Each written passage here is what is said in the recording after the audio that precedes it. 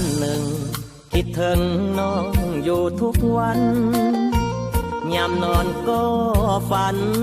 เห็นนางทำเป็นน้อยใจกลางเว้นอ้ายยามกลางคืนอ้ายก็เคลื่อนไหวคำสัญญาที่ได้ว่าไว้ควันใจป่านนี้คงรอทหารสั้นหนึ่งยังด้อยด้านประสบการณ์นั่นละตาหวานไอ้จริงขยันฝึกฝนตั้งต่อจำเป็นต้องตัดคำนัดบอกนางให้รอเรื่องนัดพบใจยังจดจ่อให้นวลละออภัยด้วยนะถ้าว่าเวียกงานของอ้ายเบาบางทางการเพิ่นอนุญาตอ้ายก็บ่อาจผิดพลาดต่อคำสัญญาเทื่อนี้เวียกงานทางการสำคัญเกินกลัวจึงบ่ได้มาหาน้องคนดีทหารสั้นหนึ่ง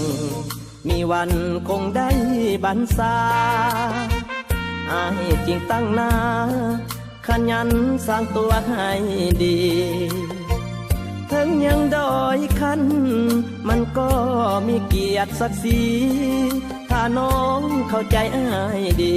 แล้วคงต้องมีวันได้พบกัน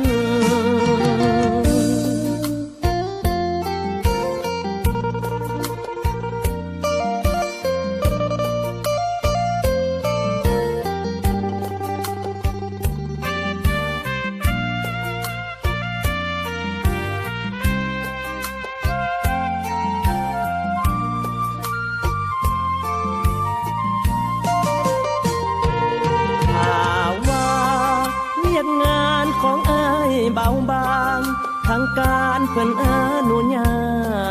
ตอ้ายก็บ่อาจผิดพลาดต่อคำสัญญาเทื่อนี้เวียกงานทางการสำคัญเกินกลัวจึงบ่ได้มาหาน้องคนดีทหารสั้นหนึ่งมีวันคงได้บรรษา